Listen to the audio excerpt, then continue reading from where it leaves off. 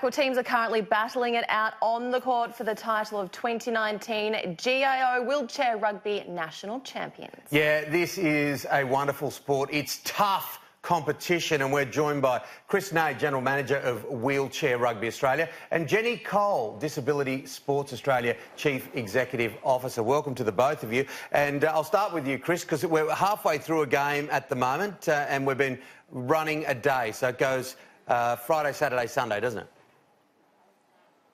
Yeah, it does, mate, it does. It's been an outstanding competition so far. I think most pleasingly we've got 6 teams competing this year. We've got 5 state teams from obviously Australia, and then we've also added the inclusion of New Zealand to the National Championship as well, which has made every single team at the Championship and match been really competitive. I think every side has had a win so far. 4 of them have had a loss, so it sort of shows the level is right there and thereabouts. There's some really tight contests at the moment, which has been awesome for our sport. Jenni, tell us just how big is wheelchair rugby?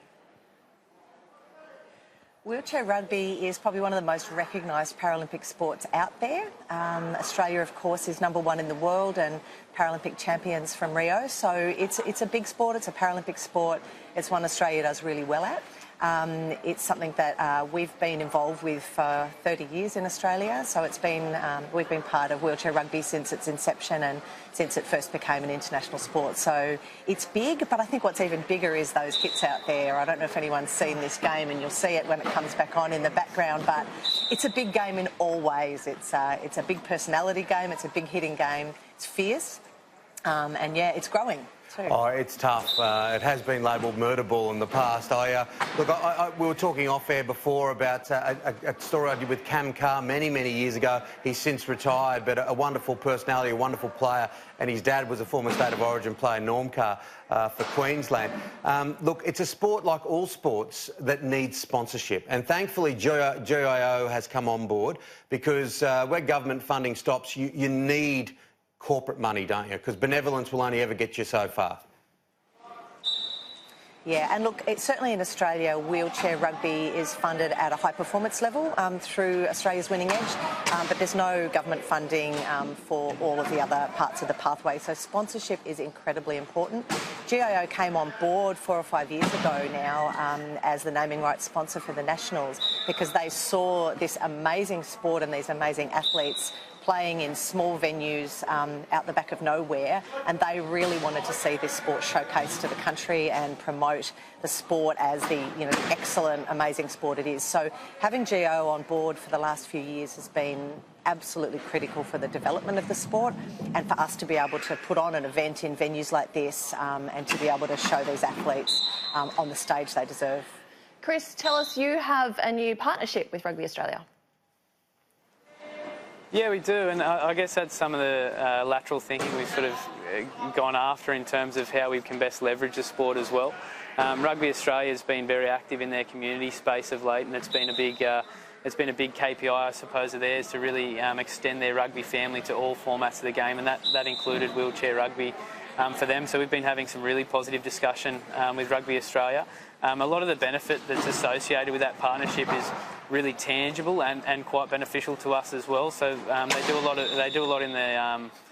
lot in the promotional space and just generating exposure, resharing. They've obviously got a much more engaged social audience than what we've been able to generate domestically in wheelchair rugby. So being able to tap into that's been awesome.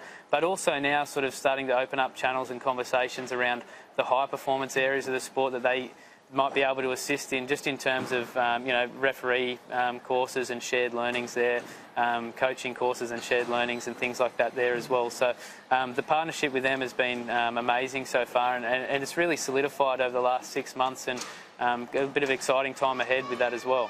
Jenni, so liberating in so many ways, sports like wheelchair rugby. I have a nephew, I've mentioned it before, who's profoundly affected by cerebral palsy, and you look for different ways that their lives are liberated. With him, it's a lot of music, it's this kind of thing. But for a lot of people in wheelchair rugby and other sports, they were either born with a disability or it happened through an accident or some other occurrence in their life.